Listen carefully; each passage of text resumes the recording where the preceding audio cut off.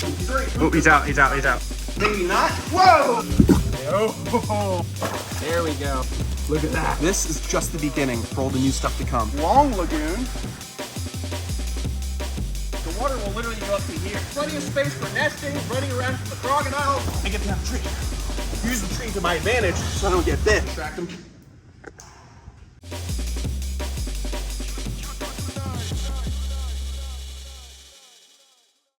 What is going on, beautiful people? I'm hanging out with my green anacondas, and they're all getting huge. The Twisted Sisters. They're both getting over 6 feet long, thicker than a snicker.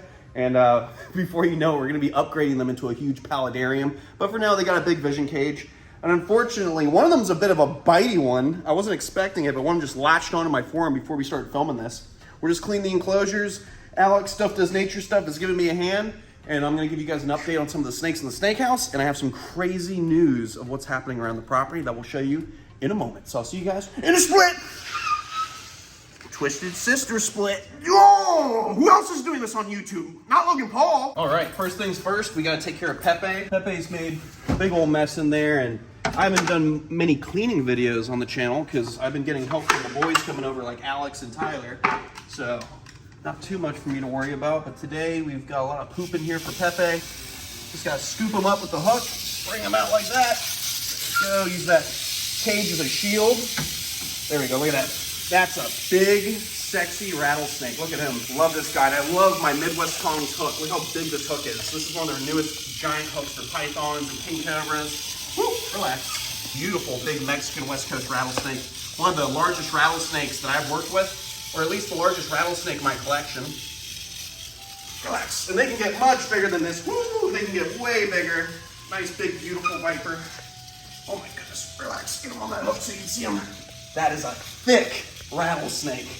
I love this guy. I've had him now for maybe like 5-6 years, and he's probably about like 6 feet long. Huge Mexican West Coast rattlesnake. Oh! Also found in New Mexico. And this has to be one of the prettier versions you can see, because usually they're beige and brown. This is a beautiful lime, lemon-colored snake, but he's deep in shed, so he's not gonna look as pretty as he usually does. Don't be looking at my knees like that, buddy. Look at that. Look at that rattle. Hopefully it doesn't break soon, but they naturally break off. Look at that. Beautiful rattle. Every time they shed, a new section of rattle is added. So there's nothing inside of there. It's just the loose rattle hitting itself, making that sound. So cool. Relax. Whew, put a pin in that. Trying to take out some spicy meatball.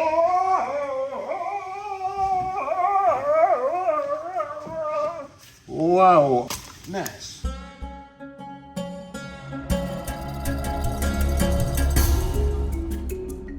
All right, we got a nice clean enclosure. We're gonna take Pepe out. Woo, he is loud. He's got a nice big rattle, so he's gonna sound as loud as he can be. Nice and easy, buddy. Oh, watch out. Big, sexy rattlesnake. Don't try to bite the camera again, buddy. Woo! Listen to that. Listen to that rattle. That's wild. If you hear that, definitely go the other way. Come on. Nice and easy. I love that rattlesnake. One of the OG snakes on the channel. And the core favorites, even though they're all my favorite. I love them all. I guess let's deal with Skittles first, the Ethiopian, because she's right there. She's ready to go. Let me see how she's going to do. You guys know she's one of the nastiest snakes in the collection. She's got quite the attitude. She's always striking. Get a little movement. Get her to look over here. There we go. Look at that. Ooh, don't fall, don't fall. Beautiful Ethiopian cobra. Also known as Naja Haja, so it's basically like an Egyptian cobra. And a really cranky snake, too. As you can see, a very defensive snake. It looks like her hood is a little rubbed out. Maybe I gotta switch out that hide. You gotta be careful because some of these reptile hides from these companies are actually pretty rough on the inside, and your reptiles can rub out their scales pretty bad. Look at that cobra. All right. Beautiful Ethiopian. Somebody recently told me that they have some males. So I don't know, maybe I'll get another one and breed this species just to continue having them in captivity. But I'm not sure where else they're gonna go. Maybe I have to have a talk with a venom lab and see if they have a use for the Ethiopian cobra's venom. If they do, I'll breed almost strictly for them to have snakes for the venom lab. Yeah. So right over there, good to go. We gotta clean out this water and get some spicy meatballs, and I'll see you guys momentarily. All right, got that enclosure nice and clean, and she's obviously ready to go like usual. She's like a little cranky king cobra, mouth open, striking all the time. I'm sorry, Mom, I didn't mean to poke you. Didn't mean to poke you like Facebook. Woo, woo, woo. Relax, nice and easy. One of the crankier, cantankerous defensive snakes in the collection. Whereas I have some snakes that are chill, this snake is always ready to go. The African snakes just don't play games. They're used to living in environments surrounded by animals that want to kill them. So in defense, they're always defensive. There you go. You can imagine slithering around Africa. You got to worry about birds of prey, jackals, cats, other reptiles that want to eat you, monitor lizards, all kinds of stuff will try to chow down on you. Oh, it's secure, I swear. Oh God. Locked and secure, good to go. Skittles, one of the spiciest snakes in my collection. Why are you grabbing your balls, Pepe? Huh? You afraid I'm gonna grab them? Look at me and cough. You're healthy. We got Stevie, the inland taipan, the world's most venomous snake, hanging out right here. You can see he's kind of vibing out. He's on the thicker side right now. He's eating really good lately. And I think he's gonna go through shed soon. His colors are not spectacular right now, but look at that. Beautiful inland taipan. And literally just about a month ago, we were lucky enough to find a 5-foot snake, inland taipan, out in the Cobra area of Australia. How cool is that? World's most venomous snake here in captivity, but we were able to see its habitat out in the wild, see what kind of temperatures they deal with at night, during the day, and also what kind of substrate they're living amongst, so I can get a better idea of how to properly keep this type of snake in captivity. Such a sexy snake. A lot of people, they don't love the Australian snakes because a lot of them can be dark colors, like brown and whatnot, but they're all spectacular in their own way. They have oranges, they have blacks, they have different patterns that are just beautiful. And I've always been a big fan of Australian lapids. Over here we got the little spicy nugget. Yeah, drop for drop, nastiest poop in all the world. Get that right there with my thumb. Get that right there, there we go. All right, we got a nice clean enclosure for Stevie, the inland taipan, named after the infamous Steve Irwin. Huge hero of mine growing up. And here's the thing about these taipans. Look at the belly, look at the ventral scales. They're just gorgeous. And he's deep in shit right now, but he actually has gorgeous looking ventral spots almost that are orange. And what's interesting about the inland taipan that we caught outside of Cobra is that inland taipan, this pattern you see of that like black breaking through the brown scales, they have blotches or bands of no pattern. So they have a pattern with no markings at all. And you can go back and watch that video in Australia and actually see that snake's got a really intricate little pattern on it. And I'm just gonna guide him right into the enclosure. As you can see, as time goes on, he's starting to get more and more chill. I'm really excited for him to hit that 5-foot mark, so he's easier to handle. Because these Australian elapids, although you want to use hooks all the time, when I'm tailing a venomous snake, like an Australian elapid, I want distance between my hand and the head of the snake. So preferably when they're like 5+ feet is when it's better to deal with them. That's why when my coastal taipans get bigger, it'll be much less of a stress for me, secure, because I won't be stressing about them flying up and nailing me in a split second. All right, now I gotta deal with the king cobra, this big, beautiful king cobra. We're gonna unlock this real quick. And he's bloated. He literally ate. Let me close this for a second. Close this box up so you can see how big he is. This is ridiculous. Can he even get out of his box? Look at this. I'm gonna open this up just in case he does want to come out, because he's huge. Look at him. I wonder if he's stuck in there. I might have to. Oh, he's in shed. That's why. Here we go. Here we go. Here we go. Yeah, here we go, lad. I want to coax him out of there just so. Yeah, he's too thick. Sorry, buddy. I don't want him to be stuck. He's so large. I don't think he realized that he was going to have issues coming out of that. Well, if you want to clean, I'll watch him and make sure. I do want him to come out, so. Yeah, I'll let you know. He's going to shoot out when he does. He's just, whew. That smells bad. Dude, he stinks. Nothing nastier than king cobra poop. He's already pooped. Oh, he's out. He's out. Woo, look at that. Big, beautiful Malaysian king cobra. I'm going to try to get him out of that box because he did poop in it, and I'd like to get it nice and clean. Look at that. Look at this box. Oh, whoa. Look at that. That's a beautiful king cobra. He's so thick right now. Look how big he is. I don't know. Maybe he got stuck in that box. It's not the best box to be using for such a large king cobra. I might just clean that out and not put it back in. Use it for a smaller snake, because look how large his midsection is from that big ball python he ate. I think he may have been stuck in there. Maybe not. Whoa! But he is definitely not going to be mucked with. We're going to let him crawl over there. do his thing. You can see he's got poop covered all over his tail. So I might actually soak him too. So I think that's what I'm gonna do. Let's try to corral him into the snake holding receptacle if we can. He's a cranky boy. He's a cranky boy, yes he is. Relax. Go that way. Go that way. Go, go, go. Go, go, go. And the key is just redirecting when you're working with a snake like this. Ooh, he's so, whoa! He's so thick right now. He's not messing around. Woo! Yeah, he's ready to go. He's not playing any games. Nice and easy. Oh my God, he's so thick right now. Absolutely insane how thick this king cobra is. There we go. Watch out, watch out. He's shooting out for a second. Woo! Oh, foul. Just foul. Yeah, I had a feeling he may have been stuck in there. I know he wants to digest, and typically what a king cobra will do is go hide away while digesting, but this box is too small. So I'm gonna clean this out, use this for maybe a mamba, and we're gonna soak him so he can clean off. Whew! Hot the cobra, now I'm sweating. Whew. All right, beautiful people, I got the hose filling up the horn receptacle. Cool thing about this is it came with a drain. My buddy Andrew designed this bad boy. So right below there's a drain I can control. I can fill this up and empty it, no problem. So we're just gonna give him a nice soak and make sure he has enough depth of water to be comfortable. It'll help with the shedding process, and also it'll just make it easier to clean him off because he's covered in that poo-poo from being in that box. Uh-oh. I'm just gonna close up that receptacle. Good thing his head is huge and he can't get through that crack right there. And eventually he'll give up. Relax, buddy. You're all good. Sorry you're cramped in there.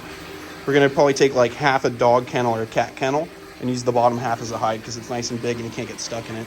All right, so this is a big king cobra. We took out the hide, and for now he's gonna have this. It's the bottom of the kennel, so plenty of space. He can't get stuck. If he wants, he can pop it over if he wants. So we'll put that in there, and I like it better because it actually provides a dark place to hide, whereas the clear top plexiglass or plastic on the top, it's too much exposure for the king cobra. You gotta imagine in the wild, they're gonna go down to a burrow on a bank near the river and be in complete darkness when they're hiding.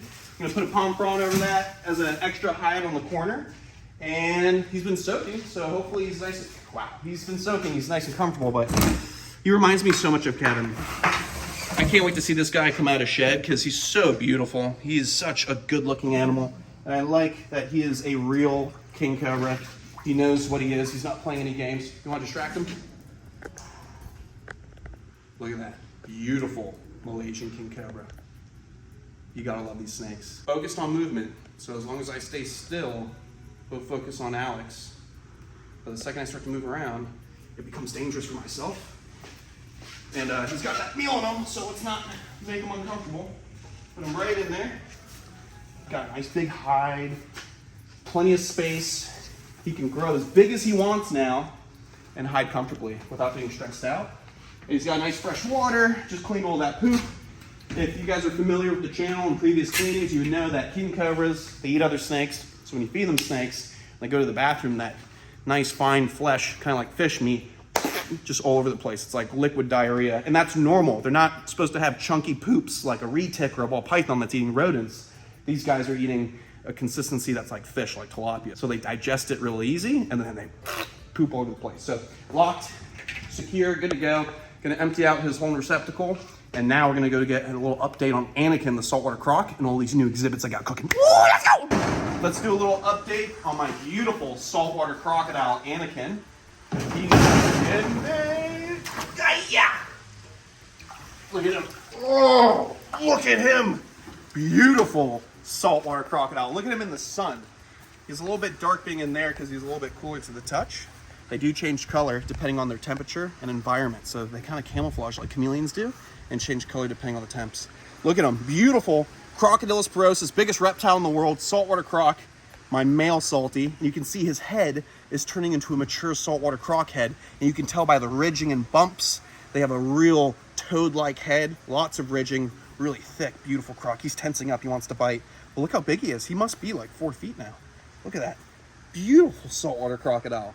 And I'm dying to get him into a new grout enclosure, but I have to get a machine over here with a small trenching bucket so we don't have to make such big holes for the fence line where we bury our fencing. So hopefully I can get somebody out here soon. Maybe the same company who's helping me design these new crocodile pens. But I'm so excited, guys. This is just the beginning for all the new stuff to come. I'm gonna put him back and show you where he's gonna go in the future with these new croc exhibits. Come on, Anakin. We're gonna leave him alone for right now. Whoa! All right, we're gonna leave him alone for right now. I'm gonna show you what his new exhibits are gonna look like. Possibly his future home. I have another area I'm thinking about doing for him. A little sneak peek of what's to come. I showed you guys a little bit of one of the ponds in the back, a couple ones back. Now it's time to show you the big boy stuff. I wanted to show this off to you guys when I had someone else to film so you can understand the gravity of the space we're working with. This is gonna be a big lagoon for a large crocodilian. There's probably about 8 species of crocodilian in the world, including the alligator part of the family, like black caiman, the Orinoco crocs, the salties that get the biggest, that need lots of space because they live in rivers and sometimes oceanside, like American crocs, and the saltwater crocs. So I have this big, long lagoon that will provide depth and plenty of space to go back and forth to swim to get proper exercise. It's a big 15-foot meaty crocodile. I mean, look at this. Look at the depth. The water will literally go up to here. So imagine all this.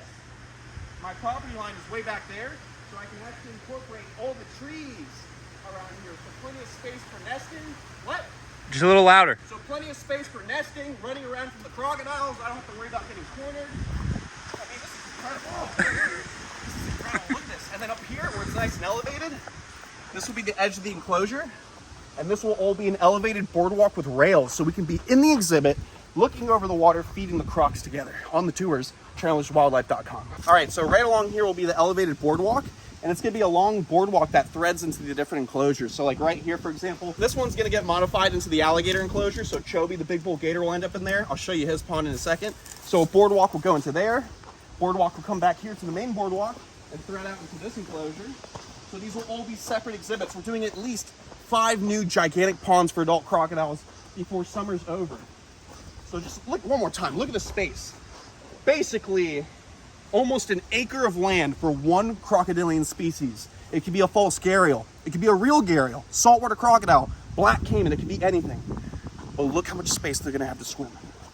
Look how much space there is for activity! Look at that! Look at that! Look at that! This is nuts! All this depth of water, natural enclosure, no concrete, no fake material, artificial anything, just pipes to bring in the water and pipes to bring out the water. So they have spring water, the nicest quality they can live. And all this space back here for shade. If I have a crocodile chasing me, I get behind a tree. Use the tree to my advantage so I don't get bit. Also just natural shade. And I'll put sod, I'll put grass everywhere. So it's like being in heaven. It's gonna be an oasis for these crocodiles. Ooh, I'm out of shape. Let me run around another pond, come on. So then we have this one. I don't even know if I'm gonna put it here, but look at this. Look at all this space. It's like 5 feet right there. So imagine it's full of water, peninsula, shallows over here, all this for another crocodile of some sort. It's gonna be amazing. And they're gonna be right here in your face for the tours. I thought it was a meteor shower, then it was SpaceX, and one of his metal things landed right here. This one will probably be from Estuti. And this one's big too. Lots of space, lots of depth. Swim around and do a quick ambush. Chobi's temporary enclosure. Ripping that down, recycling the material. And a giant lagoon's going right there in its place. Move these sheds, move the material, and that'll be another half-acre exhibit. Just, whew. It's good stuff. I'm so excited. Look at this. Ugh. So I'll modify this with 5-foot fencing for crocodilians. And this is where Chobi's gonna go. My bull alligator! And he's got plenty of space to swim around. How cool. Wow. So excited. Imagine when Chobi's in here on the tours, feeding him with you guys. It's gonna be the best. Speaking of crocodilians, we got some big news with one of our critically endangered crocs. Let's go see what she's up to. All right, beautiful people, we're here with the African slender-snouted croc. We're gonna leave that door open just in case, because we're actually gonna check a nest that she made. Look at this, come on. She's in the water, she's doing her thing over there, so I'm gonna keep my eye on her while I do this. But look at her, you can see, look at this, there's scrape marks everywhere. So see this? She's actually come here and scraped up all this dirt and all these leaves and whatnot, and she's looking to lay a nest. and she's in the water. So I just want to check really quick. She doesn't have a mate, so most likely they would be infertile eggs. But who knows? You could also have parthenogenesis. That means the animal doesn't have a mate and it actually produces young. And that's happened with anacondas, Komodo dragons, and there's one case where maybe a black caiman had done it too. This looks pretty solid. It doesn't seem like she actually laid anything in here. So I'm just gonna leave this alone. But she was actually here the other night, and check this photo out. She was actually on top of this. So she was trying to create a nest out of this material. Let's see if we can feed her some food. I know she was just facing us in the tub underwater. So I got some rats right here. This is where she loves to bask. Mama! There she is. What's going on, Mama? Beautiful. Come on. Beautiful African slender snouted croc hanging out. Oh, right there. Look at her. Look at her. What's good? There we go. Look at those bubbles. What's going on, Mama? She's getting more and more comfortable with me. She's actually way more comfortable with me than my male African slender snouted crocodile. Oh, you happy? One more? Come on. There we go. That's a happy crocodile. Look at that. How cool. Less than 500 of these crocs out in the wild. Some would say even less than 300. So the fact that we might be able to breed these guys in the future is going to be a huge accomplishment and a childhood dream come true. That's her grabbing the other rats. I just tossed all of them in there thinking she wasn't going to come back up. Look at that. How cool is that? Beautiful crocodile. I can't wait to breed this species. All right, let's go see how Kaido's doing. Come on, Kaido! We got some leftover steak that I'm definitely not going to be eating. I'll feed it to the catfish.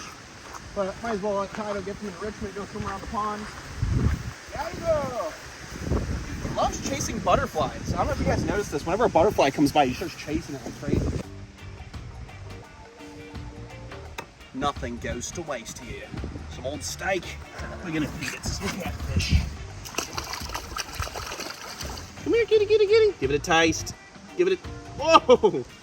Come have a feed. Maybe I can noodle one. Should I try to put my thumb in one's mouth and come get him? Ah! I'm scared. I'm scared to get bit. I'm scared. What's up, Kaido? What are you doing? What are you doing? Come here. Come here. Oh! Imagine if that was your willy. Oh! I thought that was going to take my finger off. Gentle. Good boy. You feel the power. What? You brought me a shell. Here, you want your shell back? He brings me little gifts. Oh. All right, beautiful people. That's it for this episode. I hope you enjoyed. Make sure you follow your dreams. Stay passionate about what you love. Because at the end of the day, that's all you should be doing. I'll see you on the next one. Love you guys. Bye.